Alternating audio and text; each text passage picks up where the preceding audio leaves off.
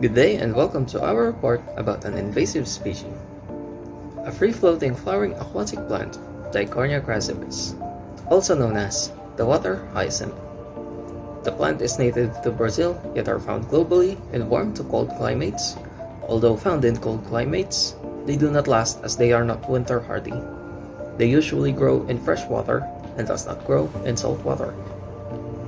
The water hyacinth is labeled as one of the worst invasive plants in the world if left alone. But why is it that we consider this aquatic plant invasive? Previous researchers had estimated that 10 plants is enough to produce 600,000 more during an 8-month growing season. This would cover up to 4,000 square meters of fresh water. This rapid growth is one of the reasons that hyacinths are a serious problem and nuisance. It affects the native species, fishers, water-based transportation, waterways, and the dense canopy of leaves on the water surface that prevents algal growth, thus limiting the production of oxygen. And those are some of the reasons on why it is considered invasive. Hello, my name is Jan and I'm here to tell you about some of the amazing facts and trivia about water hyacinth. Did you know? Water hyacinth is commonly called the fastest growing plant in the world.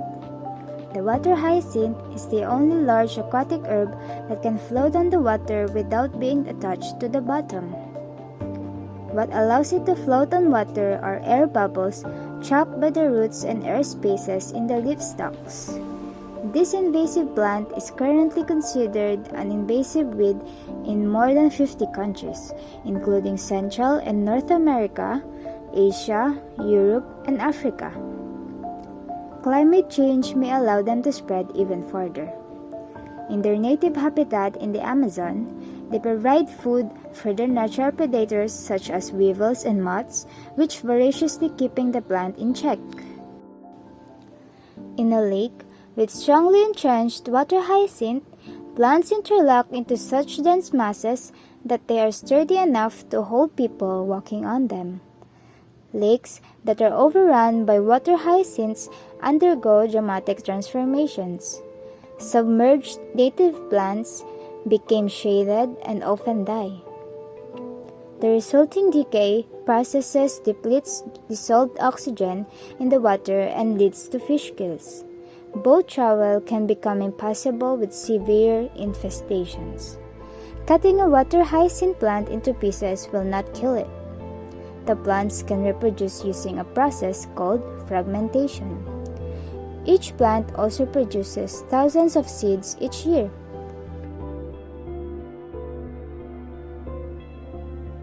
Water hyacinth can cause a variety of problems when its rabid plant-like proliferation covers areas of fresh water. Some common problems are: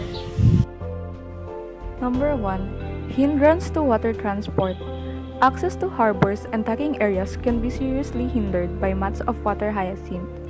Canals and freshwater rivers can become impassable as they clog up with densely intertwined carpets of the weed. Number 2. Clogging of intakes of irrigation, hydropower, and water supply systems. Many large hydropower schemes are suffering from the effects of water hyacinth. The weed's rapid reproduction rates and an increasing amount of time and money is having to be invested in clearing the weeds to prevent it from entering the turbine, causing damage and power interruptions. Water hyacinth is now a major problem in some of the world's major dams. Number 3. Blockage of canals and rivers causing flooding. Water hyacinth can grow so densely that a human being can walk on it. When it takes hold in rivers and canals, it can become so dense that it forms an herbivorous barrage and can cause damaging and dangerous flooding. Number 4. Problems related to fishing. Water hyacinth can present many problems for the fishermen.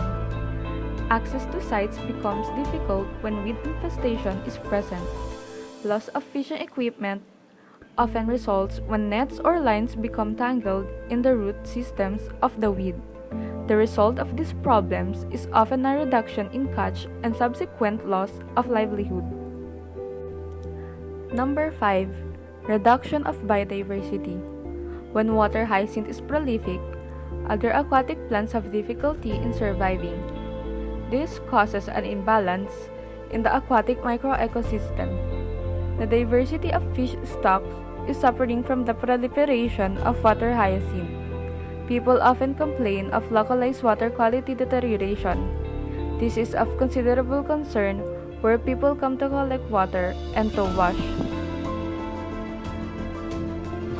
There are several popular control mechanisms for preventing the spread of water hyacinth.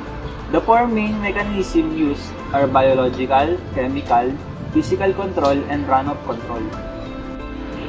Biological control is the use of host-specific natural enemies to reduce the population density of a pest. Several insects and fungi have been identified as control agents for water hyacinth. This includes a variety of weevils, moth, and fungi.